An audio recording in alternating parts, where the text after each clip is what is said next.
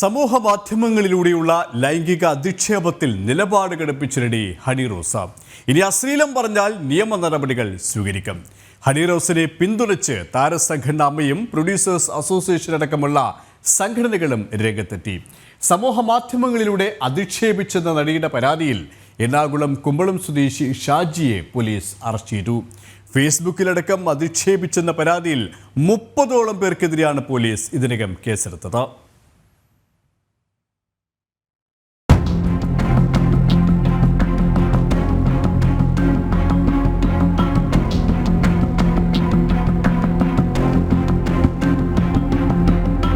നിയമ സംവിധാനം അനുവദിക്കാത്ത ഒരു വസ്ത്രവും ധരിച്ച് താൻ പൊതുവേദിയിൽ എത്തിയിട്ടില്ലെന്നും അഭിനേത്രി എന്ന നിലയിൽ തന്നെ വിളിക്കുന്ന ചടങ്ങുകൾക്ക് പോകുന്നത് ജോലിയുടെ ഭാഗമാണെന്നും ഹണി റോസ് സമൂഹ മാധ്യമ പോസ്റ്റിലൂടെ പ്രതികരിച്ചു. തന്നെയോ വസ്ത്രധാരണത്തെയോ ക്രിയാത്മകമായി വിമർശിക്കുന്നതിൽ എതിർപ്പില്ല. എന്നാൽ അസഭ്യവും അശ്ലീലവുമായ പരാമർശങ്ങളുണ്ടെങ്കിൽ നിയമപരമായി തന്നെ നേരിടും. ഈ അവസ്ഥയിൽ കടന്നുപോകുന്ന എല്ലാ സ്ത്രീകൾക്കും വേണ്ടി താൻ യുദ്ധപ്രഖ്യാപനം നടത്തുകയാണെന്നും ഹണി റോസ് വ്യക്തമാക്കി.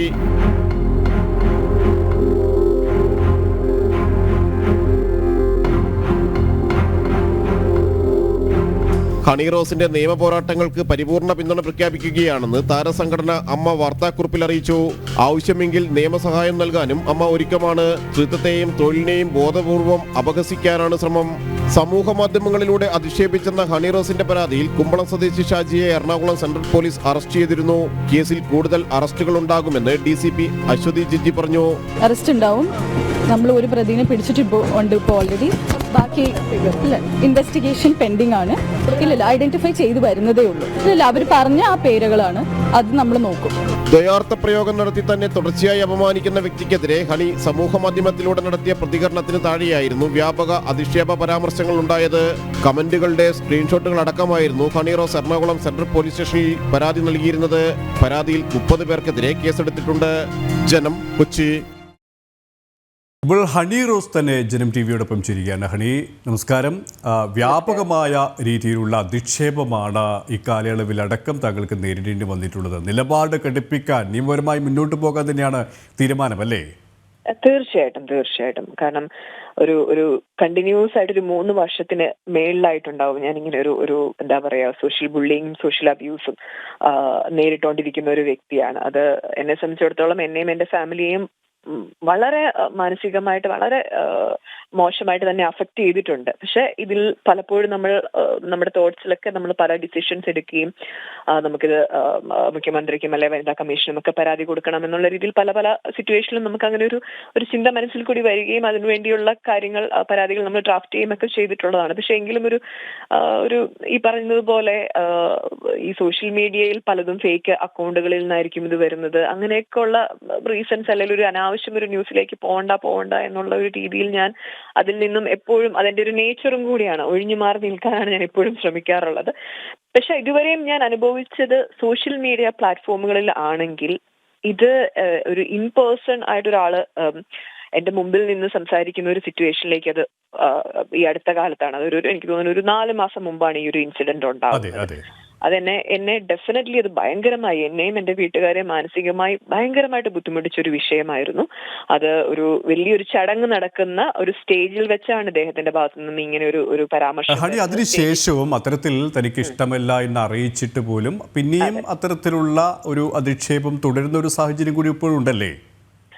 ഉണ്ടായിരുന്നു. കാരണം ഈ ലാസ്റ്റ് അദ്ദേഹത്തിന്റെ ഭാഗത്തുനിന്ന് ഒരു സ്റ്റേറ്റ്മെന്റ്, ഒരു ഇന്റർവ്യൂ വരുന്നത് എനിക്ക് തോന്നുന്നു ഈ മാസം ഡിസംബർ എൻഡിലാണ്, 30-ാം തീയതിയാണെന്ന് തോന്നുന്നു അത് എയർ ചെയ്തേക്കുന്നത്.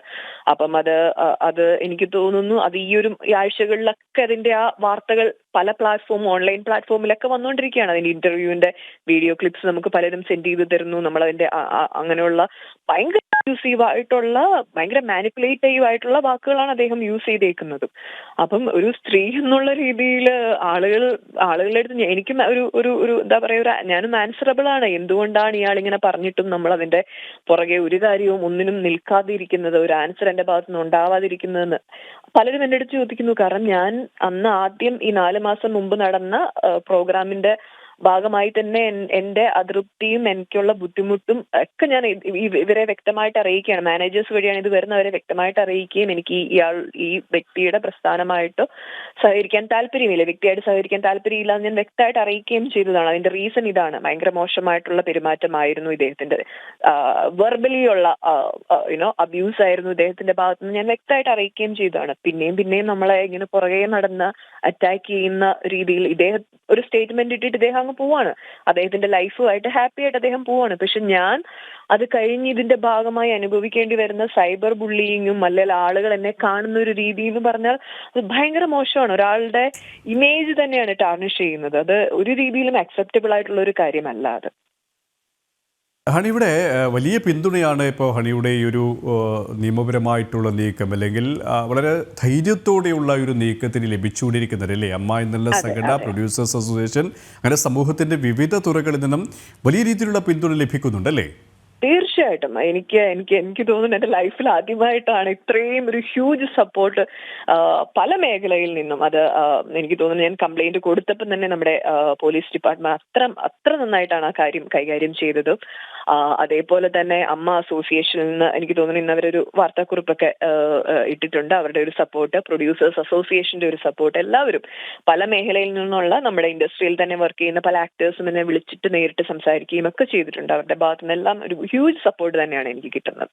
അതായത് ഈ നിയമ നടപടികളുമായി മുന്നോട്ട് പോകാൻ, ഇനി ഒരിക്കലും ആവർത്തിക്കാതിരിക്കാൻ, അത്തരത്തിലുള്ള ശിക്ഷാ നടപടികൾ ഉറപ്പിക്കാനുള്ള ധൈര്യത്തോടെയുള്ളൊരു മുന്നേറ്റം അത് തന്നെയാണ് ഹണിയുടെ ഭാഗത്ത് നിന്ന് ഇനിയും തുടരുക അല്ലേ? തീർച്ചയായിട്ടും സാർ, തീർച്ചയായിട്ടും. കാരണം ഞാനൊരു വ്യക്തി എന്നുള്ള രീതിയിൽ എനിക്ക് ഈ കഴിഞ്ഞ കാലങ്ങളിലെല്ലാം ഞാൻ ഒരു കണ്ടിന്യൂസ് ആയിട്ട് എനിക്ക് ഹോസ്പിറ്റലിൽ വരെയും പോകേണ്ട ഒരു സിറ്റുവേഷനിലൂടെ കടന്നുപോയി. കാരണം നമുക്ക് മാനസിക ബുദ്ധിമുട്ടുകൾ, നമ്മുടെ ഡിപ്രഷൻ ഓർ ആൻസൈറ്റി, ഇതിലേക്കൂടെ എല്ലാമാണ് ഞാൻ കടന്നുപോയിക്കൊണ്ടിരുന്നത് ഈ കഴിഞ്ഞ കുറെ മാസങ്ങളായിട്ട്. അപ്പൊ അതിന്റെയൊക്കെ എനിക്ക് എന്റെ ദൈവത്തിന്റെ ഒരു അനുഗ്രഹം കൊണ്ട് അത്രയും നല്ല പേരൻസിനെയാണ് എനിക്ക് കിട്ടിയേക്കുന്നത്. എന്റെ ചുറ്റുമുള്ള എന്നെ സ്നേഹിക്കുന്ന ആളുകളെല്ലാം എനിക്ക് അത്രയും നല്ല ആളുകളാണ് എനിക്ക് കിട്ടിയേക്കുന്നത്.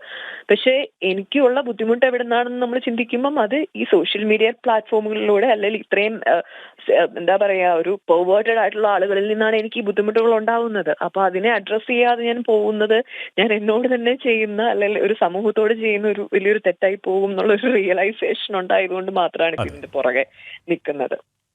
ഏതായാലും വളരെയധികം നന്ദി ഹണി റോസ്, ഈ ഒരു ഇത്രയും സമയം ഞങ്ങളോട് സഹകരിച്ചതിന്. ഏതായാലും ധൈര്യത്തോടെയുള്ള ഈ ഒരു നിയമപരമായിട്ടുള്ള ഈ നടപടികളിലേക്ക് സമൂഹത്തിൽ ഇത്തരത്തിലുള്ള ചെയ്തികൾ ഇനി ആവർത്തിക്കാതിരിക്കാനുള്ള ഇടപെടലിന് എല്ലാവിധത്തിലുള്ള അഭിനന്ദനങ്ങളും പിന്തുണയും.